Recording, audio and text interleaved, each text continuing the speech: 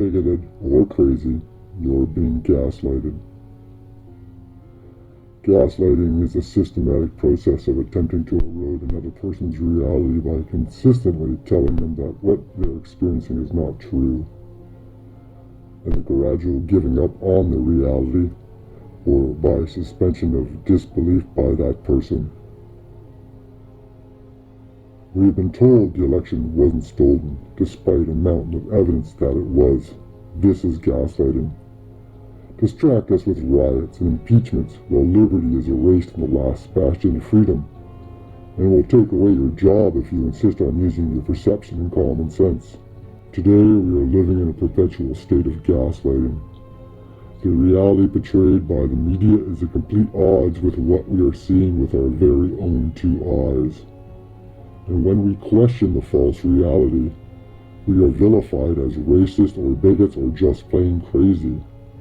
You're not a racist, you're not crazy, you're just being gaslighted. The term originates in the systematic psychological manipulation of a victim by her husband in Patrick Hamilton's 1938 stage play, Gaslight. There was later film adaptations released in 1940 and 1944. In the story, the husband attempts to convince his wife and others that she is insane by manipulating small elements in their environment and insisting that she is mistaken, remembering things incorrectly, or delusional when she points out these changes. The play's title alludes to how the abusive husband slowly dims the gaslights in their homes, while pretending nothing has changed in an effort to make his wife doubt her own perceptions. The wife repeatedly asks her husband to confirm her perceptions about the dimming lights, but in defiance of reality, he keeps insisting that the lights are the same. Instead, it is she who is going insane. Look.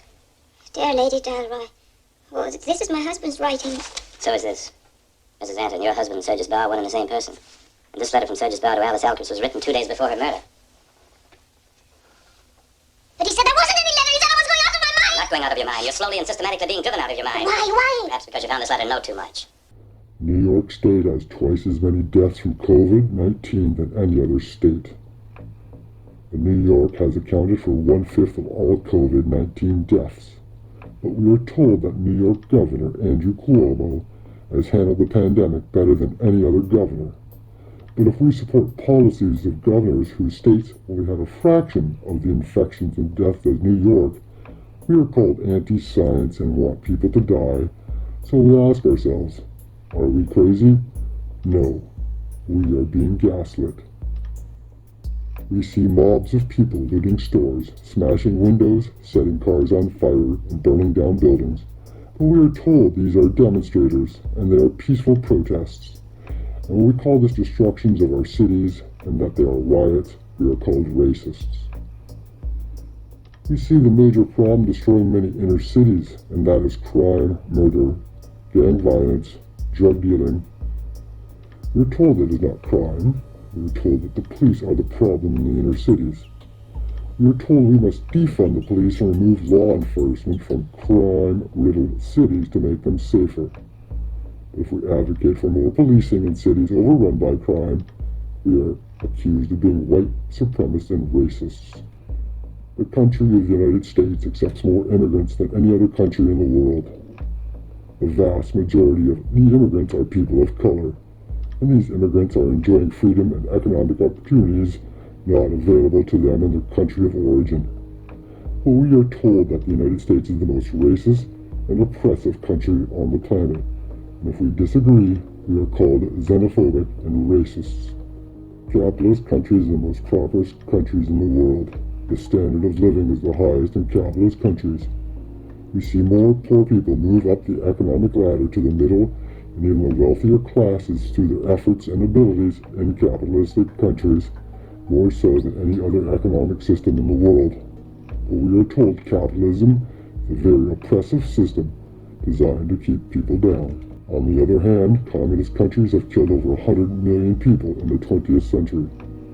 Communist countries strip their citizens of basic human rights, dictate every aspect of their lives, treat their citizens as slaves, and drive their economies into the ground. But we are told that communism is the fairest, most equitable, freest, and most prosperous economic system in the world. One of the most egregious examples of gaslighting is the concept of white fragility.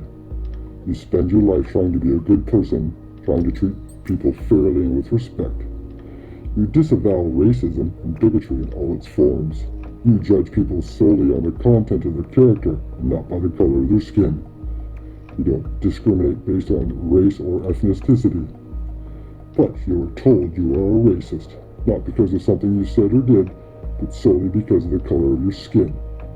You know that instinctively, charging someone with racism because of the color of the skin is racist itself. You know that you are not a racist, so you defend yourself and your character. You are told that your defense of yourself is proof of your racism. Unfortunately, in North America, gaslighting has become one of the most pervasive and destructive tactics. It's used in American politics. It is the exact opposite of what the political system was meant to be. It deals in lies and psychological coercion, not the truth and intellectual discourse. If you ever find yourself wondering if you're crazy, you're not. Crazy people aren't sane enough to ask themselves if they're crazy. So trust yourself. Trust what's in your heart. Trust your eyes over what you're being told. Never listen to people who tell you that you're crazy because you're not. So Fossil said, what people believe prevails over the truth. And that is what the media is trying to exploit. Eyes open. No fear.